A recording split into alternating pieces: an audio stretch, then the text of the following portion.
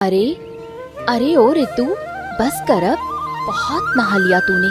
अब बाहर निकल, नहीं तो सर्दी लग जाएगी। देख तो सही, कितनी देर से पानी में घुसी हुई है तू। अरे दीदी रुको ना, अभी तो मजा आने लगा है। पानी इतना ठंडा ठंडा लग रहा है कि मन ही नहीं कर रहा बाहर आने का। बकली, मुझे बहुत काम है घर जाकर। और देख, सूरज भी डूबने को आया है। माँ राह देख रही होंगी। और तुझे तो पता ही है कि जरा भी देर हुई तो वो कैसा तांडव मचाती है। जल्दी बाहर आ। अच्छा अच्छा आती हूँ। आप तो बस हर वक्त डांटती ही रहती हो। लो मैं बाहर आ गई। अब जल्दी से वो मेरा लाल वाला दुपट्टा तो पकड़ा दो दीदी। कौन सा? ये वाला क्या? अरे अरे ये क्या कर रही हो? अरे मैं तो भूल ही गई थी। एक काम करो, वो दाहिनी हाथ वाला दुपट्टा मुझे दे दो। लो दीदी, ये लो। दुपट्टा लेकर दोनों बहनें पगडंडी पर चल दी। शाम ढल रही थी और उनके मन में घर पहुंचने की जल्दी भी थी और डर भी। उन्हें पता था कि घर पहुंचते ही उनकी सौतेली माँ रमीला उन पर बरस पड़ेगी। रास्ते में चलते चलते दोनों उसी के बारे में बात करने लगी। दीदी आज माँ का मन कैसा होगा? कहीं फिर से बिना बात के चिल्लाने न लग जाए। क्या बताऊं रितु, उनकी तो फितरत ही ऐसी है। जब से घर में आई है, चैन छीन लिया है। बस मौका ढूंढती रहती हैं कि कैसे हमें नीचा दिखाएं। सच में दीदी, वो हमें भरपेट खाना तक नहीं देती हैं और खुद सारा दिन सजने धजने में लगी रहती हैं। कल तो मुझे दूसरे गांव काम से जाना है। पता नहीं आपके साथ क्या करेंगी वो। तू फिक्र मत कर, मैं संभाल लूंगी। तू बस अपना ख्याल रखना। रात बीती और अगला दिन आया। रितु सुबह सुबह ही काम के सिलसिले में दूसरे गांव निकल गई। अब घर में सौम्या और उसकी सौतेली माँ रमीला अकेले थे। रमीला सौम्या को पास बुलाती है। ओ सौम्या, यहाँ देख, घर में अनाज खत्म हो गया है। शहर वाले सेठ के घर जा और वहाँ से अनाज की एक छोटी बोरी लेकर आ। सेठानी से कह देना कि मैंने भेजा है। जी माँ, मैं अभी जाती हूँ। सौम्या बेचारी भोली भाली सेठ के आलीशान बंगले में पहुँच गई। वहाँ का माहौल कुछ अजीब था। सेठ सेठानी और राज्य का मंत्री चुपके चुपके बातें कर रहे थे। सौम्या पीछे खड़ी होकर इंतजार करने लगी।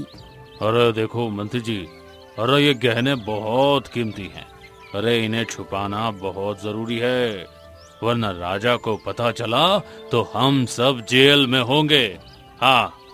अरे फिक्र मत करो सेठ जी, मैंने सब इंतजाम कर दिया है। बस कोई ऐसा मोहरा चाहिए जिस पर किसी को शक न हो। सेठानी जी, बाहर आइए, मैं अनाज की बोरी लेने आई हूँ। अरे वो देखो, रमीला की बेटी आई है अनाज लेने। क्यों ना ये गहने अनाज की बोरी में नीचे छिपा दे। ये लड़की तो वैसे भी सीधी सादी है, इसे रंगों और गहनों की क्या समझ। सेठ और मंत्री ने चुपके से गहनों की पोटली उस अनाज की बोरी के नीचे दबा दी जो सौम्या को देनी थी। सौम्या को कुछ पता नहीं चला। वो बोरी उठाकर अपने घर वापस आ गई। माँ, ये लो अनाज की बोरी, बहुत भारी थी ये। ठीक है, इसे कोने में रख दे और जाके सो जा। सौम्या बोरी रखकर सो गई। उसे क्या पता था कि ये उसकी जिंदगी की सबसे काली रात होने वाली है। अगली सुबह होते ही घर के बाहर घोड़ों की टापों की आवाज सुनाई दी। राजा के सिपाही वहां पहुंच चुके थे। अरे साहब, तलाशी लो, हमें खबर मिली है कि चोरी के गहने यहीं कहीं हैं। हमारे गरीब खाने में गहने कहाँ? पर अगर आप कहते हैं तो देख लीजिए। सिपाहियों ने हर जगह तलाश किया, लेकिन उन्हें कुछ नहीं मिला। फिर सिपाहियों ने जैसे ही बोरी पलटी, अनाज के साथ साथ सोने चांदी के चमकते गहने जमीन पर बिखर गए। सौम्या की आंखें फटी की फटी रह गईं। हाय दैया, सौम्या, ये क्या किया तूने? तूने सेठ के यहाँ से गहने चुरा लिए? महाराज, मैंने इसे सिर्फ अनाज लाने भेजा था, पर इसकी नीयत डोल गई। नहीं माँ, मैंने कुछ नहीं किया। मुझे तो पता भी नहीं कि ये गहने इसमें कैसे आए। अबे चुप कर, रंगे हाथ पकड़ी गई है और अब बहाने बनाती है। चल चल काल कोठरी में, वहीं तुझे अपनी गलती का एहसास होगा। चल। सौम्या को घसीटते हुए काल कोठरी में डाल दिया गया। बेचारी अंधेरे कमरे में बैठी रो रही थी। 2 दिन बाद जब ऋतु काम से वापस लौटी तो उसे सारा माजरा पता चला। मेरी दीदी चोर नहीं हो सकती। उन्हें तो ये भी नहीं पता कि सोना पीला होता है या लाल। ये जरूर उस सेठ की चाल है। मैं अपनी दीदी को बचा कर रहूंगी। रमीला माँ, ये तुमने अच्छा नहीं किया। तुझे पता है, मेरी दीदी के हाथ में मिट्टी तो लग सकती है, पर चोरी का सोना कभी नहीं। तुमने उन्हें फंसाया है, पर याद रखना मैं चुप नहीं बैठूंगी। अरे जा जा, बड़ी आई अपनी दीदी की वकील। सिपाही गहने ले गए हैं, पूरा गांव थू थू कर रहा है, अब वो जेल में ही सड़ेगी। ऋतु ने रमीला की एक न सुनी और सीधे राजमहल की ओर दौड़ पड़ी। रास्ते में उसे वही सेठ दिखा जो मंत्री के साथ काना फूसी कर रहा था। ऋतु समझ गई कि दाल में कुछ काला नहीं बल्कि पूरी दाल ही काली है। उसने छिपकर उनकी बातें सुनने की कोशिश की। ओ मंत्री जी, काम तो हो गया। वो भोली लड़की जेल में है और राजा को शक भी नहीं कि गहने हमने उस बोरी में डाले थे। बहुत बढ़िया। अरे हाँ सेठ, अब बस 2 दिन बाद दरबार लगेगा। वहाँ उसे सजा मिलते ही हमारा रास्ता साफ हो जाएगा। ऋतु के कान खड़े हो गए। उसे समझ आ गया कि असली चोर कौन है, पर सबूत तो कुछ था नहीं। वो भागती हुई काल कोठरी की खिड़की के पास पहुंची जहां सौम्या कैद थी। दीदी, ओ दीदी, सुन रही हो? मैं आ गई हूँ, डरो मत। मैं आपको यहाँ से बाहर निकालूंगी। ऋतु, तू आ गई। देख ऋतु, मैंने कुछ नहीं किया। मुझे तो पता भी नहीं था कि उस बोरी में क्या है। उन्होंने कहा अनाज है, मैं ले आई। माँ ने मुझ पर इतना बड़ा कलंक लगा दिया। दीदी, मुझे सब पता है। उस रमीला और सेठ ने मिलकर आपको मोहरा बनाया है, पर आप फिक्र मत करो। परसों राजा का दरबार लगेगा। मैं वहाँ राजा साहब के सामने सच बोलूंगी। पर मेरी बात कौन मानेगा? गहने तो मेरे घर से निकले हैं और मुझे तो ये भी नहीं पता कि सोना दिखता कैसा है। बस दीदी, यही बात हमें जीत दिलाएगी। 2 दिन बीत गए। आज राजा का दरबार सजा था। चारों तरफ सिपाही तैनात थे और गांव के लोग तमाशा देखने जमा हुए थे। सौम्या को जंजीरों में जकड़कर राजा के सामने लाया गया। रमीला और वो लालची सेठ भी वहाँ मौजूद थे, अपनी जीत की मुस्कान लिए। सौम्या, तुम पर सेठ के घर से कीमती जेवर और स्वर्ण मुद्राएं चुराने का संगीन आरोप है। गहने तुम्हारे घर से बरामद हुए हैं। क्या तुम्हें अपनी सफाई में कुछ कहना है? महाराज, मैं बेगुनाह हूँ। मुझे नहीं पता वो गहने बोरी में कैसे आए। महाराज, ये झूठ बोल रही है। अनाज की बोरी यही लेकर आई थी। इसकी नीयत खराब हो गई थी। दुहाई है महाराज, मेरी दीदी चोर नहीं है। जिस लड़की को रंगों की पहचान ही नहीं है, वो कीमती जेवरों को क्या समझकर चोरी करेगी? उसे तो ये भी नहीं पता कि सोना पीला होता है या मिट्टी जैसा भूरा। अरे ये क्या बचकानी बातें कर रहे हो? हैं? अरे चोरी तो चोरी होती है, सबूत सामने है महाराज।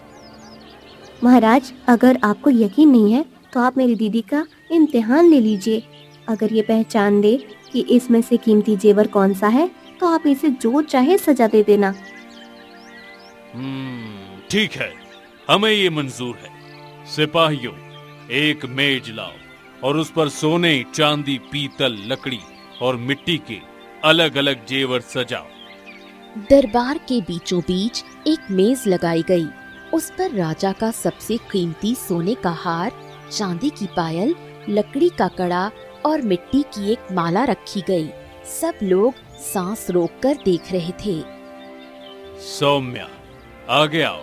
अगर तुमने इनमें से सही सोना पहचान लिया तो तुम्हें माफ कर दिया जाएगा। महाराज, मेरे लिए तो सब पत्थर बराबर है।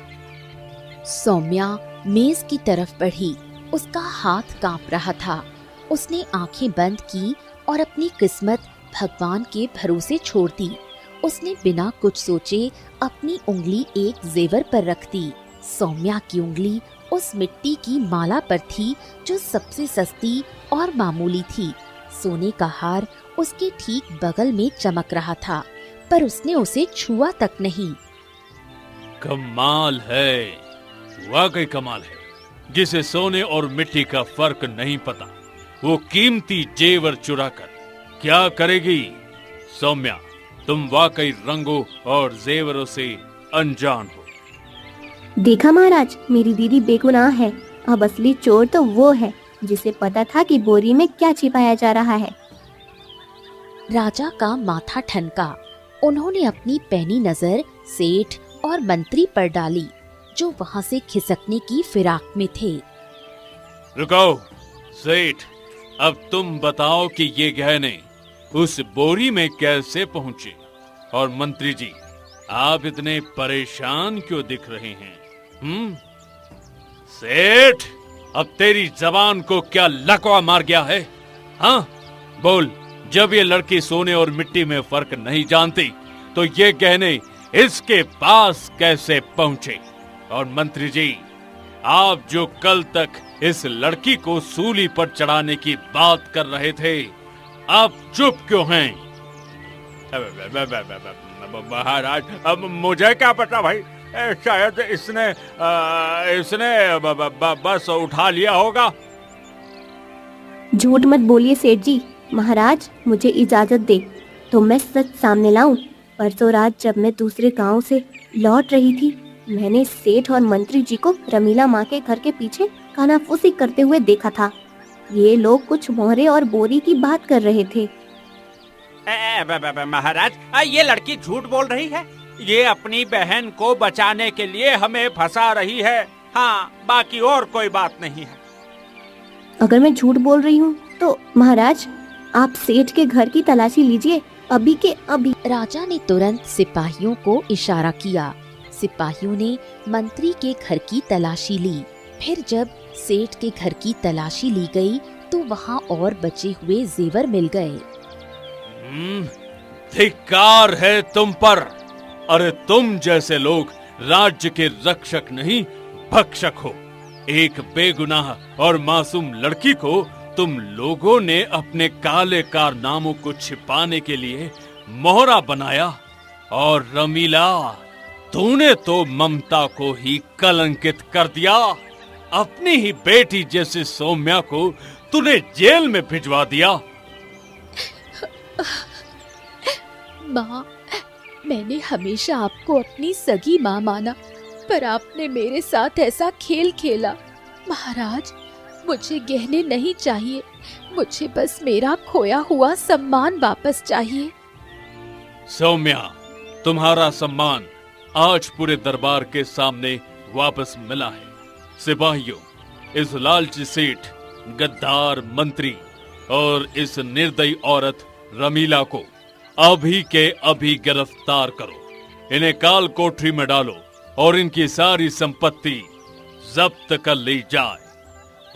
सिपाहियों ने तीनों को जंजीरों में जकड़ लिया और घसीटते हुए ले गए। दरबार में मौजूद हर शख्स ऋतु की बहादुरी और सौम्या की सच्चाई की तारीफ कर रहा था। राजा अपनी गद्दी से उतरे और दोनों बहनों के पास आए। उनकी आंखों में इन बच्चियों के लिए पिता जैसा प्यार था। सौम्या, ऋतु, तुम दोनों ने आज साबित कर दिया कि सच्चाई को कुछ देर के लिए दबाया तो जा सकता है, पर मिटाया नहीं जा सकता। महाराज, ये तो बस ऊपर वाले का इंसाफ है। मेरी दीदी को तो बस चैन की रोटी और अपनों का प्यार चाहिए था। तो सुनो, आज से तुम दोनों इस राज्य की राजबेटियां कहलाओगी। वो सेठ का बंगला और रमीला का घर अब तुम्हारा है। और ऋतु, तुम्हारी बुद्धिमानी को देखते हुए हम तुम्हें राज्य की छोटी सलाहकार नियुक्त करते हैं। अब तुम्हें किसी के यहाँ मजदूरी करने या अनाज की बोरियां ढोने की जरूरत नहीं है। महाराज, आपकी बड़ी कृपा है, पर हमें महल नहीं चाहिए। हमें बस वही छोटा सा घर दे दीजिए जहाँ हम सुकून से रह सके।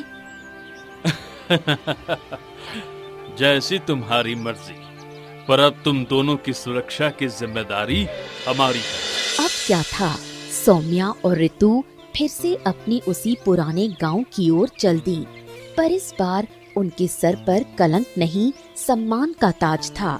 रास्ते में वही पगडंडी थी, वही नदी का किनारा था, पर आज हवा में एक अलग ही मिठास थी।